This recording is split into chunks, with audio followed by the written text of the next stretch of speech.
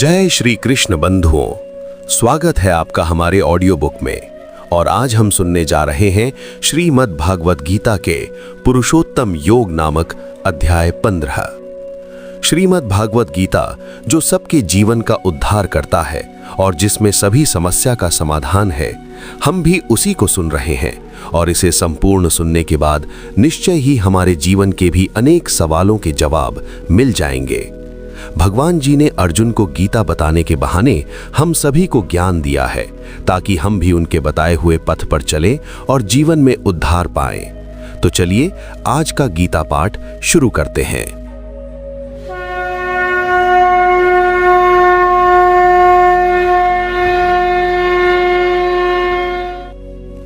श्री भगवान उवाच ऊर्ध्वमूलमधः शाखम् अश्वत्थं प्राहुरव्ययम् छन्दांसि यस्य पर्णानि यस्तं वेद स वेदवित्।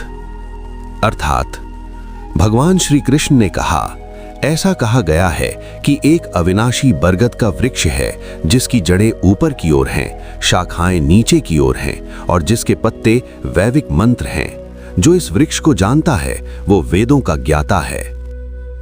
अधश्चोर्ध्वं प्रसृतास्तस्य शाखा गुण प्रवृद्धा विषय प्रवालाः अधश्च मूलानि अनुसंततानि कर्मानुबंधिनी मनुष्य लोके। अर्थात इस वृक्ष की कुछ शाखाएं ऊपर की ओर फैली हुई हैं और अन्य नीचे की ओर बढ़ती हैं, जो भौतिक प्रकृति के गुणों से पोषित हैं। पेड़ की टहनियां इंद्रियों वस्तु हैं और जड़ें जो नीचे की ओर विस्तृत हैं वे मानव तल तक पहुंचती हैं और ये मानव समाज के बंधनकारी कर्मों का कारण है। न रूपमस्येह तथोपलभ्यते नान्तो न चादिर न च संप्रतिष्ठा अश्वत्थमेनं सुविरूढ़मूलम् असंगशस्त्रेण दृढ़ेन छित्त्वा ततः पदं तत्परिमार्गितव्यं यस्मिन् गता न निवर्तन्ते भूयः तमेव चाद्यं पुरुषं प्रपद्ये यतः प्रवृत्तिः प्रसृता पुराणी। अर्थात इस वृक्ष के रूप को इस संसार में प्रत्यक्ष देखा नहीं जा सकता। सचमुच कोई भी पूरी तरह से इस वृक्ष को नहीं समझ सकता कि ये वृक्ष कहाँ से शुरू होता है, कहाँ समाप्त होता है या इसकी नींव कहाँ है। व्यक्ति को इस मजबूत जड़ वाले बरगद के वृक्ष को विरक्ति के हथियार से काट देना चाहिए और उस स्थान की खोज करनी चाहिए जहाँ पहुंचकर कोई वापस नहीं आता। मनुष्य को परम पुरुष का आश्रय लेना चाहिए, जिनके द्वारा सभी चीजें अनादिकाल से उत्पन्न हुई हैं। निर्माण मोहाजित संग दोषा अध्यात्म नित्या विनिवृत्त कामा द्वंद्वैर विमुक्ता सुख दुख संज्ञैहि गच्छन्त्य मूढ़ा पदमव्ययम् तत्। अर्थात अभिमान, भ्रम और बुरी संगत से मुक्त, आध्यात्म खोज में समर्पित, काम प्रवृत्ति का त्याग, सुख और दुख की द्वंद्व से मुक्त ऐसे बुद्धिमान शाश्वत पद प्राप्त करते हैं। न तद्भासयते सूर्यो न शशांको न पावकः यद् गत्वा न निवर्तन्ते तद्धाम परमं मम। अर्थात मेरा तेजोमय परम धाम सूर्य, चंद्रमा या अग्नि द्वारा प्रकाशित नहीं है। एक बार उस धाम को प्राप्त कर लेने के पश्चात व्यक्ति पुनः नहीं लौटता। ममैव अंशो जीव लोके जीवभूतः सनातनः मनःषष्ठानि इंद्रियाणि प्रकृतिस्थानि कर्षति। अर्थात इस संसार के सभी जीव मेरे ही नित्य अंश हैं। ये जीव 5 इंद्रियों एवं छठे इंद्रिय के रूप में अपने मन से कड़ी संघर्ष करते हैं। शरीरम यदवाप्नोति यच्चाप्युत्क्रामतीश्वरः गृहीत्वैतानि संयाति वायुर्गंधानिवाशयात्। अर्थात जब भी कोई जीवात्मा शरीर का स्वामी, शरीर का ग्रहण या त्याग करता है, तब उसकी इंद्रियां एवं उसका मन अगले जन्म में उसके साथ ही उसी तरह चलते हैं जिस तरह पवन सुगंध को अपने स्रोत से उड़ा ले जाता है।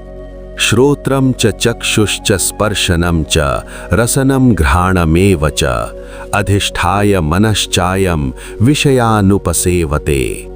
अर्थात कान, आँख, त्वचा, जीभ, नाक और मन के स्वामी के रूप में जीवात्मा विषय वस्तुओं का आनंद लेता है उत्क्रामन्तं स्थितं वापि भुञ्जानं वा गुणान्वितं विमूढ़ानानुपश्यन्ति पश्यन्ति ज्ञानचक्षुषः। अर्थात जो अज्ञानी हैं वे आत्मा को न तब समझते हैं जब वो शरीर का त्याग कर रही हो, न तब जब वो शरीर में निवास कर रही हो, और न तब जब वो विषय वस्तुओं का भोग कर रही हो। जिन्हें ज्ञान चक्षु प्राप्त हैं केवल वही इसे समझ सकते हैं। यतन्तो योगिनश्चैनं पश्यन्ति आत्मनि अवस्थितं यतन्तो अपि कृतात्मानो नैनं पश्यन्त्यचेतसः। अर्थात निष्ठावान योगी अपने भीतर स्थित आत्मा को देखते हैं, लेकिन जिनमें सच्ची समझ और आत्मनियंत्रण की कमी होती है वे इस बात को नहीं समझ पाते, चाहे वे कितना भी प्रयास कर लें। यदादित्य गतम तेजो जगत भासयतेखिलम यच्चंद्रमसि यच्चानग्नौ तत्तेजो विद्धि मामकम। अर्थात ये जानो कि मैं ही सूर्य, चंद्रमा और अग्नि का प्रकाश हूँ जो सारे जगत को रोशन करता हूँ। गामाविश्य च भूतानि धारयामि अहमोजसा पुष्णामि च औषधीः सर्वा सोम भूत्वा रसात्मकः। अर्थात अपनी शक्तियों से मैं पृथ्वी में प्रवेश करता हूँ और सभी जीवों का पालन करता हूँ। मैं चंद्रमा बनकर सभी वनस्पतियों का पोषण करता हूँ और उन्हें जीवन सत्व प्रदान करता हूँ। अहम वैश्वानरो भूत्वा प्राणिनां देहमाश्रितः प्राणापान समायुक्तः पचामि अन्नम चतुर्विधम। अर्थात मैं सभी प्राणियों में रहने वाली पाचन की अग्नि वैश्वानर हूँ और सभी प्रकार के भोजन को पचाने के लिए मैं ही अंदर आने वाली प्राण वायु तथा बाहर जाने वाली अपान वायु से सम्मिलित होता हूँ।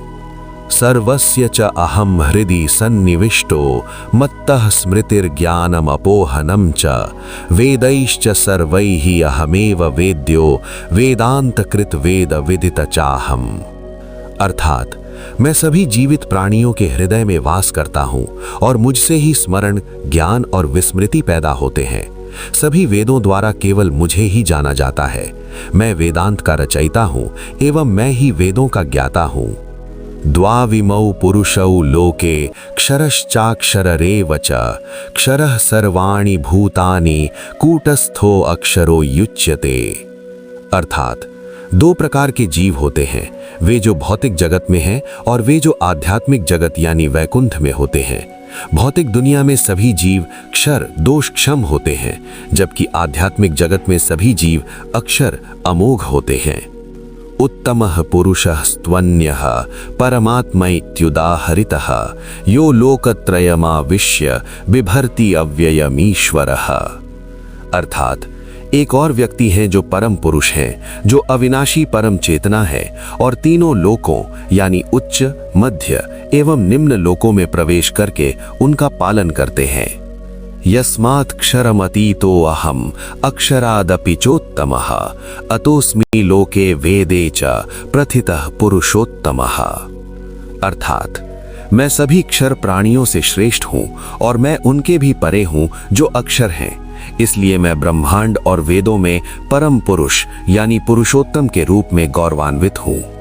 यो मामेवमसम्मूढ़ो जानाति पुरुषोत्तमं स सर्वविद भजति माम सर्वभावेन भारत। अर्थात हे भारत, जो भ्रम से मुक्त होता है वो मुझे परम पुरुष के रूप में जानता है। ऐसा व्यक्ति सब कुछ जानता है और पूरे मन से मेरी आराधना करता है। इति गुह्यतमं शास्त्रमिदं उक्तं मया नघ एतद् बुद्ध्वया बुद्धिमान स्यात् कृतकृत्यश्च भारत। अर्थात हे दोष निर्दोष अर्जुन, इस प्रकार मैंने तुम्हें शास्त्र के सबसे बड़े रहस्य को समझाया है। हे भारत, इसे समझकर मनुष्य ज्ञान को प्राप्त करता है और उसके सभी कर्म शुद्ध एवं परिपूर्ण हो जाते हैं। अतः ये पुरुषोत्तम योग नामक अध्याय 15 यहीं पर समाप्त होता है।